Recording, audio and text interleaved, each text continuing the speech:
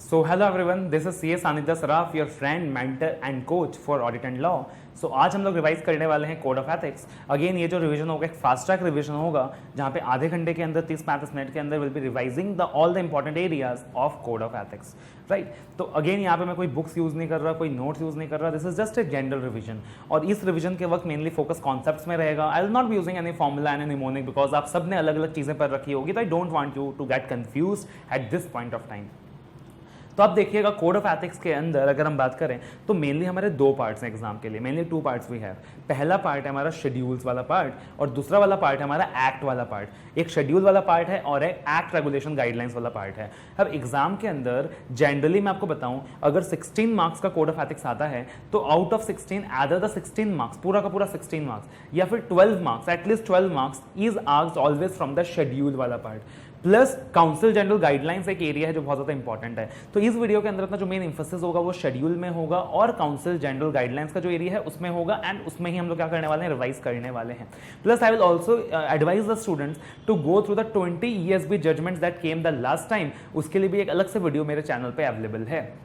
अब देखिएगा code of ethics की अगर हम बात करें तो दो शेड्यूल्स हैं हमारे पास. एक है शेड्यूल 1, एक है शेड्यूल 2. हाँ, शेड्यूल 1 है, शेड्यूल 2 है. सबसे पहले एक डिफरेंस छोटा सा याद रख लो. शेड्यूल 1 में क्या आने वाला है, क्या पढ़ने वाले हो आप. शेड्यूल 1 के अंदर आप पढ़ने वाले हो दैट इज वो सारा चीज जो सीए अपने ऑफिस में करता है, जबकि शेड्यूल 2 में आप पढ़ने वाले हो वो सारा काम जो सीए अपने क्लाइंट प्रीमाइसेस में करता है. तो शेड्यूल 1 कहीं ना कहीं सीए का खुद का ऑफिस की बात चल रही है यहाँ पे, जबकि शेड्यूल 2 में कहीं ना कहीं क्लाइंट प्रीमाइसेस की बात हो रही होगी. अब देखना schedule 1 consist of 4 parts. Part 1, part 2, part 3, part 4.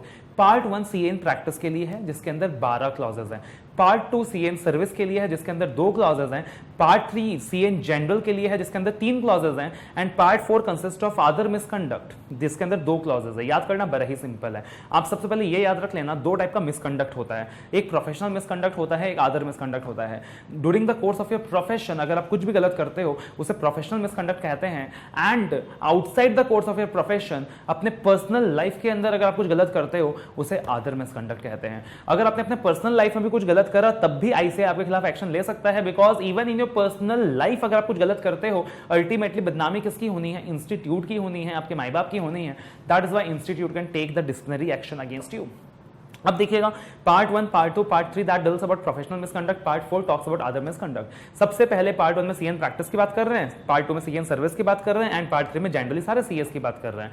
Part 1 के अंदर वी हैव 12 क्लॉजेस, पार्ट 2 यानी 2 क्लॉजेस, पार्ट 3 यानी 3 क्लॉजेस. इजी है ना. And part 4 that is we have 2 clauses. Total मिलाकर we have 19 clauses. Again schedule 2 के अंदर we have 3 parts, part 1, part 2, part 3. Part 1 CA in practice जहां 10 क्लॉजेस हैं, part 2 CN service जहां 4 क्लॉजेस हैं, CA in general that is 4 clauses हैं and part 3 that is other misconduct, यानी कुल मिलाकर वहां 15 क्लॉजेस हैं. तो शेड्यूल 1 के अंदर we have 19 clauses together and schedule 2 के अंदर वी हैव 15 क्लॉजेस, यानी कुल मिलाकर अपने को पढ़ना है 34 क्लॉजेस. अब देखिएगा सबसे पहले schedule 1 part 1 that is CN practice. सबसे पहले आप क्लॉज 1 और क्लॉज 12 पर हो गए बिकॉज कंपैरिजन में बहुत इजीली याद होता है. क्लॉज 1 में बोला गया है, अच्छा एक और चीज ध्यान रख लेना before starting with the clauses, every clause is going to start with the wordings a CA in practice shall be deemed to be guilty of misconduct. A CA in practice will be guilty of professional misconduct. अगर मान लीजिए CA in service है तो यहाँ पे sentence का framing कैसा हो जाएगा, A CA in service shall be deemed to be guilty of professional misconduct. अगर CA in general है तो फ्रेमिंग कैसा हो जाएगा, A CA in general shall be deemed to be guilty of professional misconduct. अगर ये other misconduct का सवाल है तो फ्रेमिंग कैसा हो जाएगा, A CA in general is deemed to be guilty of other misconduct. तो हमेशा हर क्लॉज का फ्रेमिंग इस तरीके से होना है. अब देखिएगा शेड्यूल 1 पार्ट 1 क्लॉज 1 ये कहता है एक सीए इन प्रैक्टिस किसी और को अलाउ नहीं कर सकता to practise in his name. A CA in practice can not allow anyone else to practise in his name, but permit किया जा सकता है. किसको परमिट किया जा सकता है, एक दूसरे बंदे को जो कि चार्टर्ड अकाउंटेंट है, एक दूसरे बंदे को जो कि चार्टर्ड अकाउंटेंट है और साथ ही साथ या तो मेरा पार्टनर है या मेरा एम्प्लॉय है. तो क्लॉज 1 कहता है a CA in practice can not allow anyone else to permit in his name but he can allow other person to practise in his name provided कि that other person is a CA in practice and he is his partner or employee. Clause 12 कहता है a CA in practice cannot allow anyone else to sign the financial statement in his name. Clause 12 कहता है कि CA in practice कभी भी किसी और का अलाउ नहीं कर सकता to sign the financial statements in his name unless the other person is a CA in practice and also his partner. Further याद रखिएगा एग्जाम पर्पस के लिए clause 12 of the CA Act of part 1 of first schedule to the CA Act is always to be read with section 26 of the Act. जब भी clause 12 का सवाल आएगा आप साथ में section 26 को जरूर रेफर करोगे, जो कहता है कि कोई भी बंदा जो अगर मेरे बिहाफ में मेरे डॉक्यूमेंट को साइन करेगा वो भी CA ही होना चाहिए। एक मेंबर का डॉक्यूमेंट सिर्फ CA ही साइन करेगा, दैट इज सेक्शन 26 को भी आप साथ में रेफर करोगे। तो ये क्या हो गया क्लॉज 1 क्लॉज 12। अब देखिएगा क्लॉज 2 क्लॉज 3 क्लॉज 4 बिल्कुल मिलता जुलता क्लॉजेस है, ना देने का ना लेने का ना पार्टनरशिप एंटर करने का।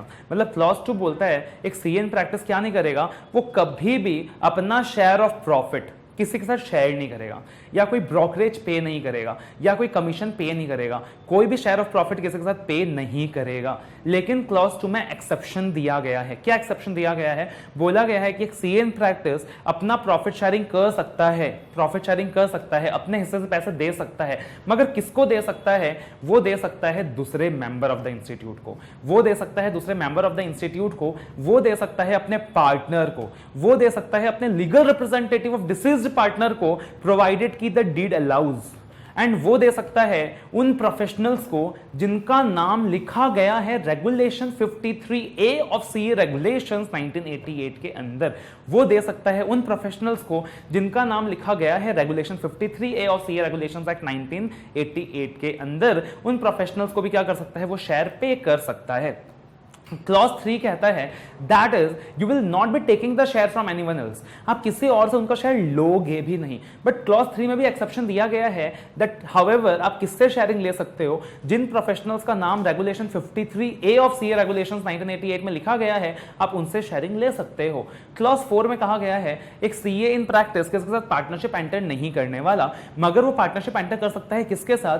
दूसरे सीए इन प्रैक्टिस के साथ, या फिर वो पार्टनरशिप एंटर कर सकता है किसी ऐसे प्रोफेशनल के साथ जिसका नाम regulation 53B of CA regulations 1988 में स्पेसिफाइड है। अब देखिएगा यहां पे आप बोलोगे सर क्लॉज 2 एंड 3 में आपने रेगुलेशन 53A बताया था और 4 में आपने रेगुलेशन 53 बताया है। अब देखना यहां पे एक बहुत बड़ा डिबेट है, तुम्हें अभी से बता रहा हूं, बहुत बड़ा डिबेट है। बहुत बड़ा डिबेट क्या है? कुछ ऑथर्स का मानना है दैट क्लॉज 4 के अंदर रेगुलेशन 53A एंड 53B दोनों का रेफरेंस आएगा, जबकि कुछ ऑथर्स का मानना है कि क्लॉज 4 के अंदर रेगुलेशन 53B का रेफरेंस आएगा खाली। बहुत ही डिबेटेड पॉइंट है, राइट। और अच्छे ऑथर्स इस पॉइंट पे डिवाइडेड हैं। आईसीआई ने कोई क्लियर कट व्यू प्रोजेक्ट नहीं किया है। आईसीआई ने अपने स्टडी मटेरियल में जब कंटेंट लिखा तो कंटेंट लिखते वक्त उसने क्लॉज 4 के अंदर रेगुलेशन 53A और भी दोनों का रेफरेंस दे दिया, लेकिन जब सजेस्टेड में आंसर की ड्राफ्टिंग करी तो उसने सिर्फ रेगुलेशन 53B का रेफरेंस दिया। अब सर डिफरेंस क्या है रेगुलेशन 53A और B के अंदर? डिफरेंस ये है कि रेगुलेशन 53A के अंदर एमबीए इंक्लूड होता है, जबकि 53B के अंदर एमबीए इंक्लूड नहीं होता है। तो whether CA can enter into a partnership with MBA, it is itself a very disputed matter and it has different opinions. ICI has not given any clarification till date. तो generally ऐसे debated questions exam में skip हो जाते हैं, नहीं पूछे जाते हैं। बट आईसीआई ने क्योंकि अपने सजेस्टेड में भी सिर्फ रेगुलेशन 53B का रेफरेंस दिया है, तो मैं आपको एडवाइस करूंगा कि जब आप पार्टनरशिप का आंसर लिखें तो आप भी सिर्फ रेगुलेशन 53B का ही रेफरेंस लिखें, राइट। उसके बाद क्लॉज 5 कहता है आप किसी तरीके से काम सिक्योर नहीं करोगे, किसी भी रॉन्गफुल तरीके से काम सिक्योर नहीं करोगे। क्लॉज 6 कहता है आप क्या नहीं करोगे? सॉलिसिटेशन नहीं करोगे। और क्लॉज 7 कहता है आप एडवर्टाइजमेंट नहीं करोगे। तो क्लॉज 6 सेज आप किसी तरीके से गलत तरीके से काम सिक्योर नहीं करोगे, किसी भी गलत तरीके से you will not be securing the work directly और इनडायरेक्टली। आपको काम चाहिए ना, आप दूसरे प्रोफेशनल से मांगो, आप दूसरे सीए से मांगो, बट प्लीज ऐसी हरकतें मत करना जिससे हमारे इंस्टीट्यूट की बदनामी हो। पता चला कि तुम बैनर्स लगा रहे हो, पता चला कि तुम पोस्टर्स फैला रहे हो, पता चला तुम वो हेलीकॉप्टर बना के वो कागज के पर्चे फैलवा रहे हो कि भाई मुझे काम चाहिए, काम चाहिए, काम चाहिए, काम दे दो। पता चला वो दरवाजे में तुम नॉकिंग करवा रहे हो कि भाई मुझे काम चाहिए। तो ऐसा काम मत करना यार, इंस्टीट्यूट की बदनामी करोगे तुम। Please don't secure the work wrongful in any other wrongful manner. आप किसी भी तरीके से क्या ना करें, हम सॉलिसिट ना करें डायरेक्टली और इनडायरेक्टली। तो सॉलिसिटेशन के अंदर बहुत सारे गाइडलाइंस हैं जिसके बारे में आईसीआई ने बात करा है। डिफरेंट गाइडलाइंस वी हैव, जैसे कि आपके एडवर्टाइजमेंट कर सकते हो न्यूज़पेपर में। तो क्लॉज 6 बोलता है कि वैसे तो आप एडवर्टाइजिंग नहीं कर सकते हो, मगर अगर आपको मान लीजिए सिर्फ अपना फर्म का एड्रेस चेंज करना है, You just have to change the address. So in that particular situation, या आप क्या कर सकते हो, आप न्यूज़पेपर में ऐड दे सकते हो, लेकिन वो ऐड लिमिटेड एरियाज में ही होना चाहिए, उन लोकल एरियाज में ही होना चाहिए जहां पे आपका फर्म बेस्ड है। आप टेलीफोन डायरेक्टरीज में नाम लिखा सकते हो, तो क्या हो गया? तो क्लॉज 6 कहता है कि यस, आप टेलीफोन डायरेक्टरीज में नाम लिखा सकते हो, बट किसी भी तरीके से आपके फर्म का नाम आपका नाम हाईलाइट नहीं होना चाहिए, बोल्ड लेटर्स यूज नहीं होने चाहिए, इटालिक्स में नहीं होना चाहिए, किसी भी तरीके से हाईलाइट नहीं होना चाहिए। आप टेंडर्स को रिस्पॉन्ड कर सकते हो, बहुत इंपॉर्टेंट पॉइंट है, आप टेंडर्स को रिस्पॉन्ड कर सकते हो क्या? तो क्लॉज 6 के अंदर बोला हुआ है कि देखो, अगर कोई भी टेंडर भरना है मेरे को, तो पहले मेरे को यह देखना पड़ेगा कि वो जो टेंडर है वो एक्सक्लूसिवली सीए के लिए है या सारे प्रोफेशनल के लिए है। I will have to check whether the tender is exclusively for a CA और it is for all the members, अगर ऑल द प्रोफेशनल्स। अगर वो टेंडर एक्सक्लूसिवली सीए के लिए नहीं है और सारे प्रोफेशनल्स के लिए है, as a CA in practice I can always respond to such tender. But अगर वो टेंडर सिर्फ और सिर्फ मेरे लिए है, सिर्फ और सिर्फ इंस्टीट्यूट के मेंबर्स के लिए है, फॉर एग्जाम्पल ऑडिट का tender, I can respond to such tender only when minimum audit fees is given in the tender document। Minimum audit fees tender document के अंदर दिया गया है। फर्दर क्लॉज 6 के अंदर कहा गया है कि मैं क्या नहीं कर सकता, सपोज मैं टीवी में, आप इंटरव्यू आ रहा है मेरा, तो टीवी में इंटरव्यू आने में मनाही नहीं है, बट उस सिचुएशन पे मैं किसी भी तरीके से अपनी फर्म की पब्लिसिटी नहीं करूंगा। क्लॉज 6 में कहा गया है आप अपना बुक्स में नाम क्या कर सकते हो, आप बुक्स लिख सकते हो, कोई प्रॉब्लम नहीं है, दैट इज परमिटेड, बट आप वहां पर अपनी फर्म की अनडिजायरेबल पब्लिसिटी ना करें। Don't do undesirable publicity. उसके बाद क्लॉज 6 के अंदर कहा गया है that is guidelines on websites. Website banana allowed है क्या? The answer is yes, website banana allowed है। आप वेबसाइट को रंग बिरंगी बनाना चाहते हो, पिंक कलर्स यूज करना चाहते हो, रेनबो कलर्स यूज करना चाहते हो, सब कुछ अलाउड है सर, कोई दिक्कत की बात नहीं है। लेकिन आपको जो वेबसाइट है, याद रखिएगा, आपका जो वेबसाइट है उस वेबसाइट के अंदर कुछ रेस्ट्रिक्शंस है। क्या रेस्ट्रिक्शंस है? आपका जो वेबसाइट हमेशा पुल मोड में होना चाहिए, पुश मोड में नहीं होना चाहिए। आपका जो वेबसाइट है हमेशा पुल मोड में होना चाहिए, पुश मोड में नहीं होना चाहिए। वेबसाइट के अंदर आप सिर्फ आईसीआई का लोगो यूज करोगे, आप वेबसाइट में सिर्फ पासपोर्ट साइज फोटोग्राफ यूज करोगे, फुल साइज फोटोग्राफ यूज नहीं करोगे, राइट। आप जनरली क्लाइंट का नाम अपने वेबसाइट में डिस्क्लोज नहीं करोगे। आप क्लाइंट का नाम वेबसाइट में सिर्फ तभी डिस्क्लोज कर सकते हो if that is to meet the requirement of some regulator. आप वेबसाइट के अंदर क्लाइंट का नाम तभी डिस्क्लोज कर सकते हो if that is to meet the requirement of regulator, whether in India और आउटसाइड इंडिया।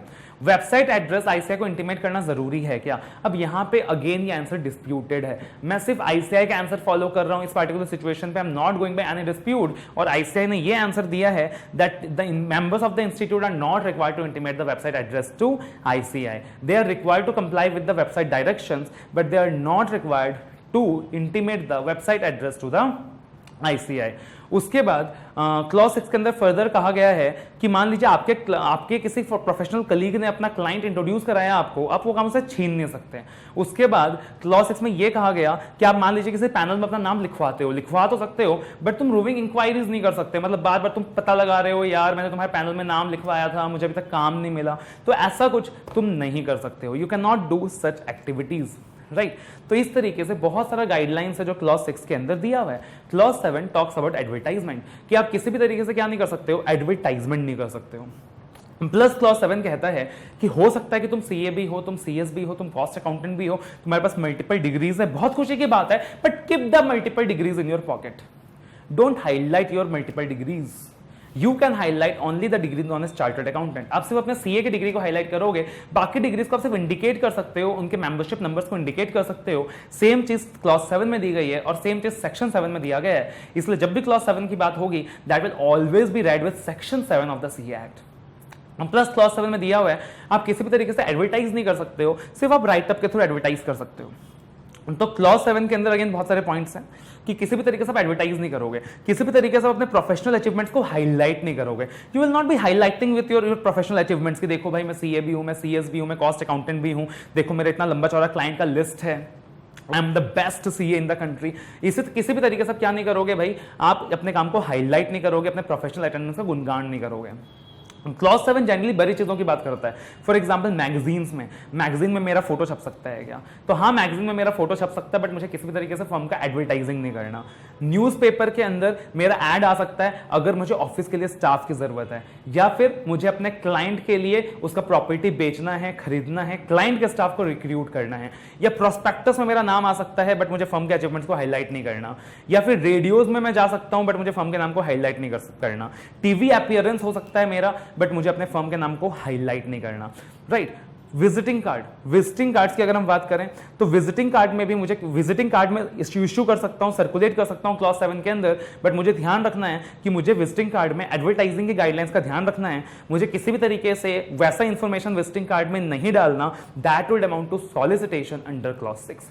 विजिटिंग कार्ड के अंदर क्या मैं QR कोड यूज कर सकता हूं? The answer is yes, visiting card के अंदर मैं QR कोड यूज कर सकता हूं, provided that the QR code does not contain any such information that is otherwise not allowable on A visiting card. तो मैं अपने विजिटिंग कार्ड के अंदर QR कोड इंक्लूड कर सकता हूं, शर्ते कि विजिटिंग जो QR कोड है उसमें ऐसा कोई भी इंफॉर्मेशन ना हो जो कि अदरवाइज विजिटिंग कार्ड के अंदर ना हो। विजिटिंग कार्ड में फोटोग्राफ अलाउड है क्या? द आंसर इज नहीं, विजिटिंग कार्ड में फोटोग्राफ अलाउड नहीं है। विजिटिंग कार्ड के अंदर आप अपने फर्म का मिशन वैल्यूज स्पेसिफाई नहीं कर सकते हो, उसको भी सॉलिसिटेशन माना जाएगा। अब इंडस्ट्री में बहुत सारा कंफ्यूजन है, सर क्लॉज 6 और 7 में डिफरेंशिएट कैसे करें? देखना बहुत सिंपल फंड है। सबसे पहले आप याद रखना, क्लॉज 6 में कौन होगा? क्लॉज 6 में एक नया सीए होगा, उसको किसी भी तरीके से काम चाहिए। वो बैनर्स छपवा रहा है, पैम्पलेट्स बंटवा रहा है, रूविंग इंक्वायरीज कर रहा है, वेबसाइट बना रहा है, दूसरे के क्लाइंट को छीनने की कोशिश कर रहा है, टीवी में इंटरव्यूज दे रहा है। जबकि क्लॉज 7 में एक बहुत ही सक्सेसफुल सीए है हु हैज मल्टीपल डिग्रीज, जिसका नाम मैगजीन्स में जा रहा है, जो टीवीज में जा रहा है, जो प्रोस्पेक्टस में जिसका नाम फर्निश हो रहा है ना, जो टीवी स्पेशल अपीयरेंसेस के लिए उसको बुलाया जा रहा है टीवी में। तो क्लॉज 7 के अंदर एक सक्सेसफुल सीए है। क्लॉज 6 के अंदर हम लोग बात करते हैं टीवी इंटरव्यू, जबकि क्लॉज 7 के अंदर हम लोग बात करते हैं पब्लिक अपीयरेंस या टीवी अपीयरेंस। उसके बाद आप याद रखिएगा 90% सिचुएशंस में हमेशा क्लॉज 6 ही लगने वाला है। बहुत ही सर्टेन सिलेक्टिव सिचुएशंस में क्लॉज 7 लगेगा, जब वो पार्टिकुलरली बात करेगा विजिटिंग कार्ड का, जब वो पार्टिकुलरली बात करेगा मैगजीन्स का, जब वो पार्टिकुलरली बात करेगा प्रोस्पेक्टस का, तभी जाके क्लॉज 7 लगेगा, वरना क्लॉज 6 लगेगा। और फिर भी आपको अगर एग्जाम में कंफ्यूजन रहता है, आपको लगता है कि यहाँ क्लॉज 6 भी लगना चाहिए, 7 भी लगना चाहिए, बेस्ट ये रहेगा कि आप लिखते वक्त क्लॉज 6 और 7 दोनों लिख के आएं, बट कंक्लूड करते वक्त किसी एक क्लॉज के हिसाब से कंक्लूड ना करें। राइट। तो क्लॉज 6 एंड 7 वैसे तो बहुत बड़े हैं, जो भी काम के पॉइंट्स हैं that we have discussed here.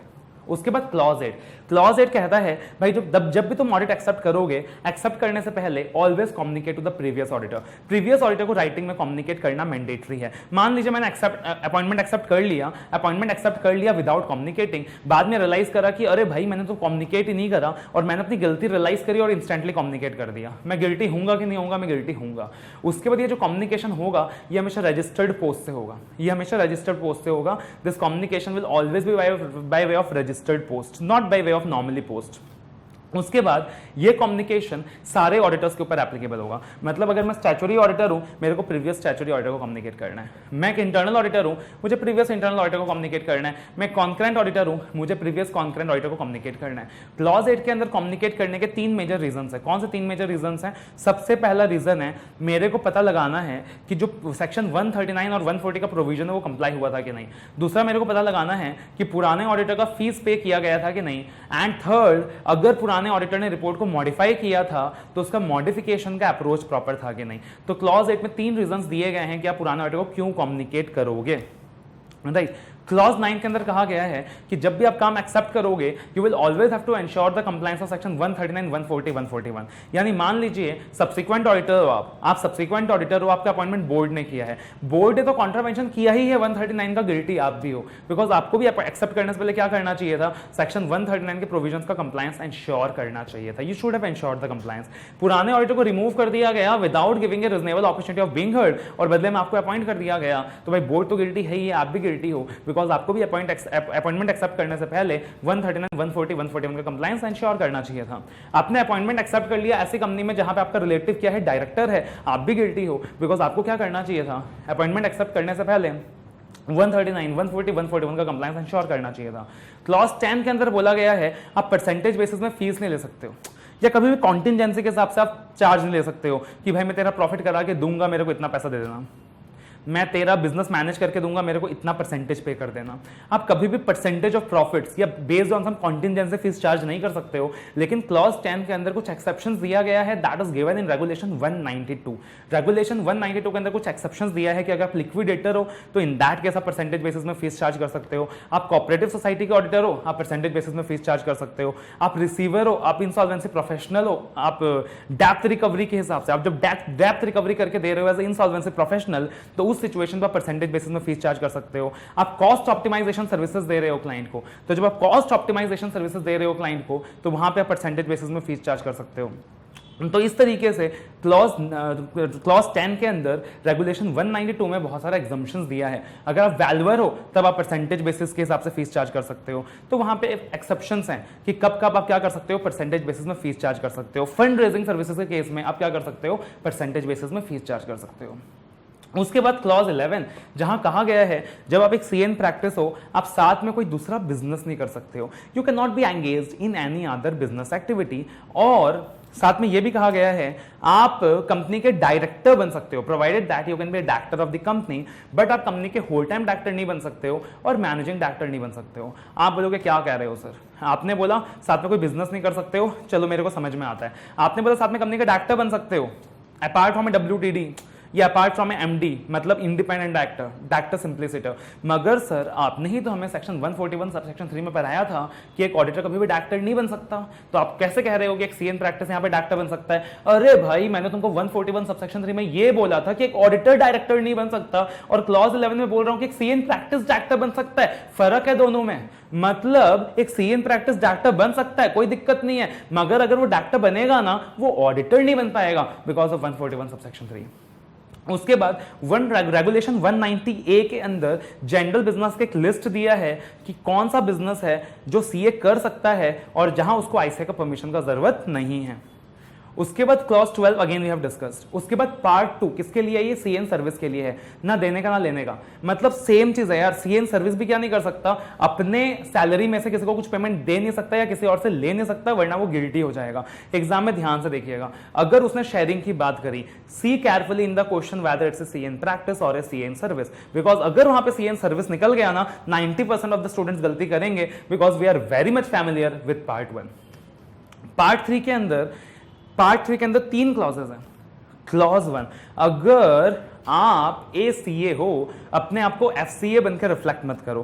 Clause 2 that is very important कि अगर आपसे इंस्टीट्यूट कोई भी इंफॉर्मेशन मांगता है, अगर आपसे board of discipline, disciplinary committee, appellate tribunal, कोई भी अथॉरिटी कोई भी इंफॉर्मेशन मांगता है, आपने वो इंफॉर्मेशन फर्निश करनी है। अगर आपसे institute, ICI, quality review board, appellate tribunal, board of discipline, disciplinary committee, ये लोग कोई भी इंफॉर्मेशन मांगते हैं, आपको वो इंफॉर्मेशन फर्निश करनी है, वरना आप गिल्टी हो जाओगे। क्लॉज 3 के अंदर बोला गया है कि जब आप राइट अप फिल करते हो क्लॉज 7 के अंदर, तो राइट अप फिल करते वक्त तो इंफॉर्मेशन फॉल्स नहीं होनी चाहिए। And part 4 talks about other misconduct, कि कभी भी आपने अदर मिसकंडक्ट का कोई ऑफेंस करा है और जिसकी वजह से इंस्टीट्यूट को बदनामी हो रही है, that is bringing some disrepute to the ICI, you are guilty under this very clause, you are guilty under part 4 of the first schedule. मान लीजिए आपने क्या किया, आपने अपने भाई की प्रॉपर्टी लूट ली। मान लीजिए आपने बैंक के मैनेजर के साथ सेटिंग कर ली, भाई तेरा रिटर्न मैं फ्री में फाइल कर दूंगा, तो मेरे को लोन दे दे।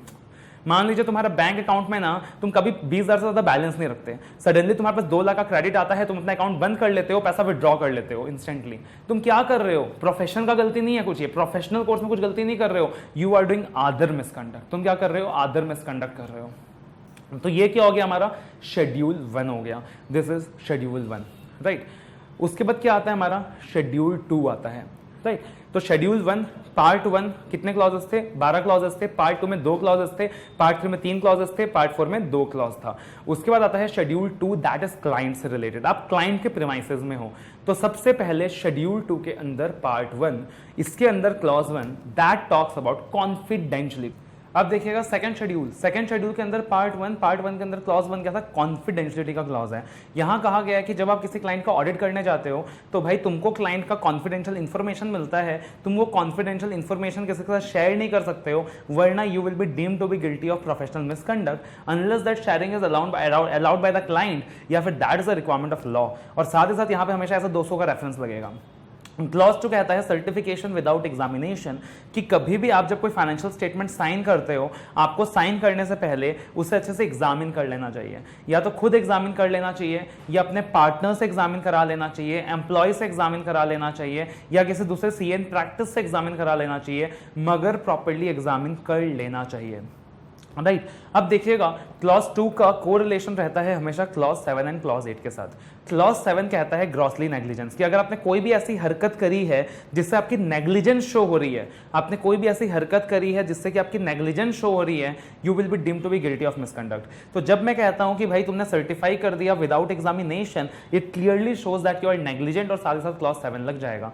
क्लॉज 8 कहता है कि आप अगर कभी भी इंफॉर्मेशन, क्लॉज 8 कहता है कि आप कभी भी कोई भी ओपिनियन देते हो, आपको प्रॉपर इंफॉर्मेशन लेकर ही ओपिनियन देना चाहिए, और अगर आप प्रॉपर इंफॉर्मेशन नहीं ले पा रहे हो, आपको वहां पे ओपिनियन नहीं देना चाहिए। That is what clause 8 says. अब जब मैं कह रहा हूं कि क्लॉज 2 के अंदर सर्टिफिकेशन विदाउट एग्जामिनेशन, मतलब मैंने साइन कर दिया, मैंने एग्जामिन ही नहीं किया, जब मैंने फाइनेंशियल स्टेटमेंट को एग्जामिन ही नहीं किया, इट ऑल्सो इंडिकेट्स कि मेरे को इंफॉर्मेशन वहां पे नहीं मिला, यानी जब जब क्लॉज 2 लगेगा तब तब क्लॉज 8 भी लगेगा, जब जब क्लॉज 2 लगेगा तब तक क्लॉज 8 भी लगेगा। अब एक और डिफरेंस है यहां पे, clause 2 talks only about financial statements, जबकि clause 8 is a broad term which talks about financial statements and other records। यानी एग्जाम में वो मुझसे पूछता है certification of weekly magazines without examination. अब ये फाइनेंशियल स्टेटमेंट नहीं है, क्लॉज 2 नहीं लग सकता, लेकिन क्लॉज 2 लगता है तो क्लॉज 8 भी लग जाता है। इसी वजह से यहां पे क्लॉज 2 नहीं लगेगा, जबकि क्लॉज 8 लग जाएगा एंड क्लॉज 7 लग जाएगा। क्लॉज 3 कहता है कि मान लीजिए आपने कोई भी, लेट अस से आपके क्लाइंट ने कोई भी इंफॉर्मेशन बनाया जो कि फ्यूचर अर्निंग्स के ऊपर बेस्ड है, projected financial information that is based on future earnings, that is based on future earnings. तो उस पार्टिकुलर सिचुएशन पे कोई भी सीए साइन नहीं कर सकता, उस पार्टिकुलर सिचुएशन पे कोई भी सीए उसे सर्टिफाई नहीं कर सकता, अपना ओपिनियन नहीं दे सकता, लेकिन वो ओपिनियन दे सकता है प्रोवाइडेड दैट उसने ऐसे ही 3400 के दिए गए कंडीशंस को कंप्लाई कर रखा हो। क्लॉज 4 कहता है आप ऐसे किसी भी फाइनेंशियल स्टेटमेंट के ऊपर अपना ओपिनियन नहीं दे सकते हो जिसमें आपका या आपके फर्म का, आपके फर्म का पार्टनर का या फिर आपके रिलेटिव का सब्सटेंशियल इंटरेस्ट है। अब जब आप ध्यान से क्लॉज 4 की वर्डिंग करोगे ना, तो उसमें कहा गया है आप किसी भी ऐसे फाइनेंशियल स्टेटमेंट के ऊपर ओपिनियन नहीं दे सकते हो जिसमें तुम्हारा या तुम्हारे पार्टनर का सब्सटेंशियल इंटरेस्ट है, या तो तुम्हारा या तुम्हारे पार्टनर का सब्सटेंशियल इंटरेस्ट है। राइट, अब क्लॉज 4 के अंदर रिलेटिव वर्ड यूज नहीं किया गया है, the word relative has not been used, the word relative has not been used। लेकिन council general guidelines chapter 4 of council general guidelines 2008 कहता है, chapter 4 of council general guidelines 2008 कहता है दैट इज अगर रिलेटिव का भी सब्सटेंशियल इंटरेस्ट है तब भी तुम ओपिनियन एक्सप्रेस नहीं कर सकते हो। Even when the relative has substantial interest then also you can not express the opinion. यानी clause 4 read with council general guidelines 2008 states that if you, your partner or your relative has substantial interest you cannot express the opinion। substantial interest का मतलब होता है 20% of holding, 20% of share hold करना, voting right hold करना। यानी clause 4 is also to be read with 141 subsection 3 of companies act. याद है ना 141 सबसेक्शन 3 के अंदर भी क्लॉज है कि रिलेटिव कंपनी में सिक्योरिटी होल्ड नहीं कर सकता।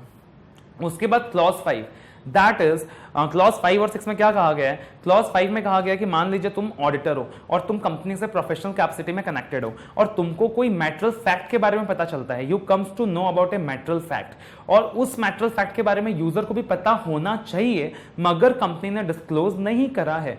तुमको एक मैटरल फैक्ट का पता चलता है, उस मैटरल फैक्ट के बारे में यूजर को भी पता होना चाहिए बट कंपनी ने डिस्क्लोज नहीं करा है, तो आपको एज ए ऑडिटर अपना कर्तव्य पूरा करते हुए उसे डिस्क्लोज करना चाहिए। और अगर आप एज ए ऑडिटर डिस्क्लोज नहीं करते हो आप गिल्टी हो जाओगे। आप एज ए ऑडिटर अगर कर्तव्य पूरा नहीं करते हो आप गिल्टी हो जाओगे। मैटरल फैक्ट यानी एग्जांपल, फॉर एग्जांपल मान लीजिए कंपनी क्या कर रही है, एम्प्लॉय प्रोविडेंट फंड के पैसे को यूज करके लोन दे रही है, एम्प्लॉय प्रोविडेंट फंड को यूज करके, एम्प्लॉय प्रोविडेंट फंड के पैसे को यूज करके क्या कर रही है, कंपनी लोन दे रही है, लोन सैंक्शन कर रही है।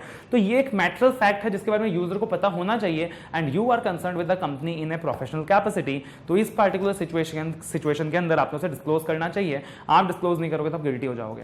क्लॉज 6 कहता है failure to report a material misstatement. आपको किसी मैटरल मिस स्टेटमेंट के बारे में पता चलता है, you comes to know about a material misstatement. कोई एक ऐसी गलती जो फाइनेंशियल स्टेटमेंट में है मगर उस गलती के बारे में यूजर को डिस्क्लोज नहीं किया गया है। फॉर एग्जांपल डेप्रिसिएशन चार्ज किया गया है मगर गलत चार्ज चार्ज किया गया है, आपने उस मैटर फैक्ट को रिपोर्ट करना है, और आप रिपोर्ट नहीं करोगे आप डीम्ड टू बी गिल्टी हो जाओगे। क्लॉज 7 ग्रॉसली नेग्लिजेंस की बात करता है। क्लॉज 8 एंड 2 का कोरिलेशन हमने पहले ही कर लिया था। क्लॉज 9 कहता है कि आप कभी भी अगर स्टैंडर्ड्स कंप्लाई नहीं करोगे, गाइडेंस नोट्स कंप्लाई नहीं करोगे, आप गिल्टी हो जाओगे। और क्लॉज 10 कहता है आपके क्लाइंट ने आपको कभी भी कोई पैसा दिया है तो आपने क्या करना चाहिए, उस पैसे को सेपरेट बैंक अकाउंट में जमा कर देना चाहिए। और अगर आप उस पैसे को सेपरेट बैंक अकाउंट में जमा नहीं करोगे, आप उस पार्टिकुलर सिचुएशन पे गिल्टी हो जाओगे। तो अगर आपके क्लाइंट ने आपको कुछ पैसा दिया है, आपने उसे सेपरेट बैंक अकाउंट में जमा कर लेना चाहिए, और अगर आपने उसे एक सेपरेट बैंक अकाउंट में जमा नहीं करा, आप गिल्टी हो जाओगे। लेकिन अगर वो आपका ही पैसा, आपका ही रेम्यूनरेशन आपको मिला है, या फिर शॉर्ट टर्म में वो स्पेंडिंग करनी है, मान लीजिए कोई इमीडिएट स्पेंडिंग की रिक्वायरमेंट है, स्टैम्प ड्यूटी परचेज करना है क्लाइंट को, तो उस पार्टिकुलर सिचुएशन पर अगर आप बैंक अकाउंट में जमा नहीं करोगे तब भी गिल्टी नहीं होगे। उसके बाद पार्ट 2 के अंदर 4 क्लॉजेस हैं। क्लॉज 1 कहता है contravention of act, regulation, guidelines.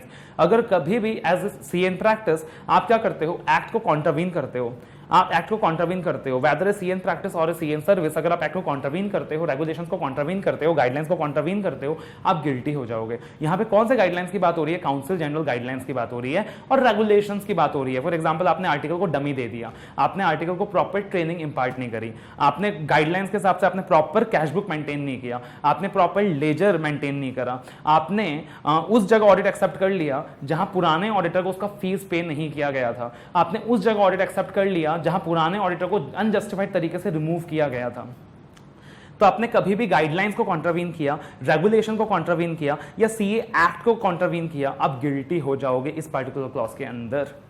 Clause 2 कहता है confidentiality for CA in service, यानी अगर एक सीए इन सर्विस भी अपने एम्प्लॉयर के बारे में कोई कॉन्फिडेंशियल इंफॉर्मेशन लीक करता है, वो गिल्टी हो जाएगा अंडर दिस वेरी क्लॉज। अब ध्यान देना, confidentiality for CA in practice was covered in clause 1 part 1 first schedule, जबकि confidentiality for CA in service is covered in clause 2 part 2 second schedule. Clause 3 कहता है आपके आईसीआई ने आपसे इंफॉर्मेशन मांगा, क्वालिटी रिव्यू बोर्ड ने आपसे इंफॉर्मेशन मांगा, जितनी भी रिलेटेड ऑथोरिटीज है इन्होंने आपसे इंफॉर्मेशन मांगा, आपने गलत सबमिट किया, आपने क्या करा, गलत सबमिट करा, आप गिल्टी हो जाओगे। अब याद रखिएगा, आईसीआई ने इंफॉर्मेशन मांगा, आपने सबमिट नहीं करा, आप गिल्टी कहां हो रहे थे, clause 2 part 3 first schedule. ICI ने इंफॉर्मेशन मांगा, आपने गलत सबमिट किया, अब आप गिल्टी कहां हो रहे हो, clause 3 part 2 second schedule. And clause 4 कहता है defalcation of money received in professional capacity. Professional capacity में आपने कुछ पैसे रिसीव करे, आपने उसे डिफल्केट किया, आपने उसे इम्बिजल करा, यहां भी आप गिल्टी हो जाओगे। अच्छा, अगर पर्सनल कैपेसिटी में आपने कुछ पैसे मिले और पर्सनल कैपेसिटी में अगर आपने उसे डिफल्केट किया, तो सपोज पर्सनल कैपेसिटी में आपने डिफल्केट किया, तब भी आप गिल्टी हो जाओगे इन अदर मिसकंडक्ट। तो अगर पर्सनल कैपेसिटी में भी पैसा आपको मिला और आपने उसे डिफल्केट किया, आप गिल्टी हो जाओगे अंडर अदर मिसकंडक्ट। तो ये है हमारा सेकंड शेड्यूल। तो फर्स्ट शेड्यूल डिस्कस किया हमने, सेकंड शेड्यूल डिस्कस किया एंड कुछ गाइडलाइंस के बारे में डिस्कशन करा, कुछ रेगुलेशंस के बारे में डिस्कशन करा, राइट। तो साथ ही साथ आप क्या करोगे, एक्ट का रिक्वायरमेंट अच्छे से पढ़ लोगे। एक्ट में ज्यादा कुछ इंपॉर्टेंट नहीं है एग्जाम के लिए, ज्यादा फोकस मत करना। काउंसिल जनरल गाइडलाइंस की बात एक बार देख लोगे, और जो BCSB जजमेंट लास्ट टाइम आया था उसका वीडियो एक बार देख लोगे, राइट। तो अगेन ये एक फास्ट ट्रैक रिवीजन था। You can also here the audio clips for the same. Even in fact the entire audio clips of almost the full subjects of audit and law are available in my telegram channel, तो आप उसे join कर सकते हो from the link again given in the description box, right. आप उसे join कर सकते हो। एंड अगर ये वीडियो आपको पसंद आया हो, अगर ये आपके रिवीजन के लिए हेल्पफुल रहा हो, तो do like the videos, do share the videos and do subscribe the channel. That is something जो इंडिकेट करता है कि एंड यू नो हमें एंकरेज करता है कि हम ऐसे फर्दर वीडियोस बनाएं आपके लिए, right. So all the very very best.